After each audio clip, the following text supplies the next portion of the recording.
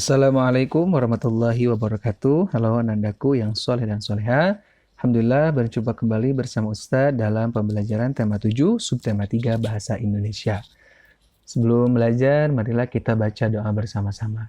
Bismillahirrahmanirrahim. Rabbi zidni ilman warzuqni fahman. Amin ya Allah ya Rabbal Alamin. Nah, di pembelajaran bahasa Indonesia kali ini, kita akan mempelajari tentang mencari arti kata yang sulit dan istilah dalam sebuah teks. Itu sudah dibahas berulang-ulang dalam subtema 1 maupun subtema 2. Ini Ustadz perkuat kembali di subtema 3, mencari arti kata yang sulit dan istilah dalam sebuah teks. Istilah adalah kata atau gabungan kata menjelaskan konsep atau keadaan dalam bidang tertentu. Jadi yang dalam istilah itu jadi kata lain dari sesuatu tersebut. Nah, itulah gambaran umumnya atau yang mudah dipahaminya. Istilah adalah kata atau gabungan kata yang menjelaskan konsep atau keadaan dalam bidang tertentu. Istilah sering juga disebut sebagai kata atau ungkapan khusus. Nah, untuk mengetahui arti dari suatu istilah, kamu dapat mencarinya di Kamus Besar Bahasa Indonesia atau KBBI. Nah, saat mencari arti suatu istilah dalam kamus, kamu harus mencari istilah tersebut dalam bentuk kata dasarnya terlebih dahulu. Jadi ketika mau mencari sebuah istilah yang sulit, itu jangan dicari istilahnya, tapi cari kata. Nah, kata dasarnya dulu ya. Jangan langsung ke apa istilah tersebut. Tidak, tapi cari yang kata dasar terlebih dahulu.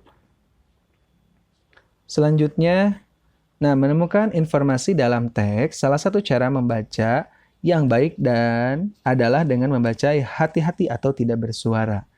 Dengan membaca dalam hati, kita dapat mencermati hal-hal penting yang terdapat pada teks dan menjawab pertanyaan-pertanyaan yang diberikan. Jadi, teknik membaca kali ini yang akan kita pelajari yaitu teknik membaca dalam hati dan tidak bersuara. Hal ini sangat baik ketika kita akan mencermati hal-hal yang penting dan akan menjawab pertanyaan.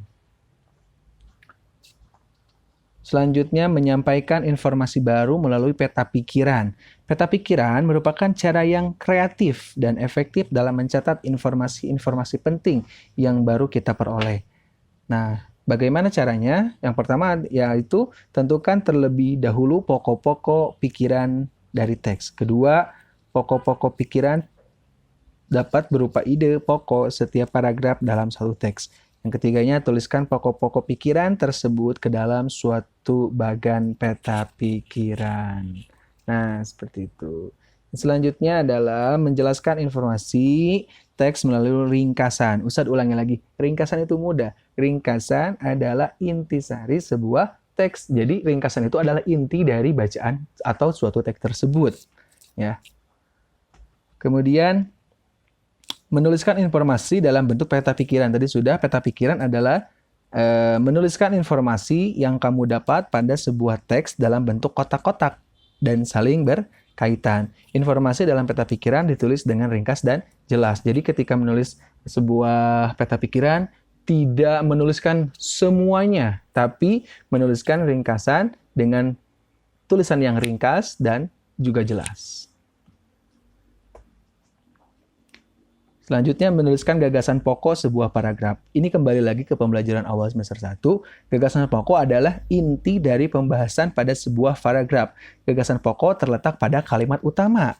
Biasanya, kalimat utama sebuah paragraf terletak pada awal atau akhir sebuah paragraf. Nah, ini adalah salah satu contohnya. Bisa kita lihat. Nah, Dugderan adalah tradisi budaya khas Semarang yang telah diadakan sejak tahun 1881. Nah, sepintas pun sudah kelihatan mana yang disebut dengan gagasan pokok atau gagasan pokok ya, atau bacaan yang intinya dari sini. Dari sini pun kita udah bisa ngelihat bahwa gagasan pokok ya bisa kita lihat dari sini sudah kelihatan bahwa gagasan pokok dalam teks tersebut adalah Dugderan adalah tradisi budaya khas Semarang. Itu sudah bisa ketahuan ya. Seperti itu. Dan kesananya adalah gagasan penjelas.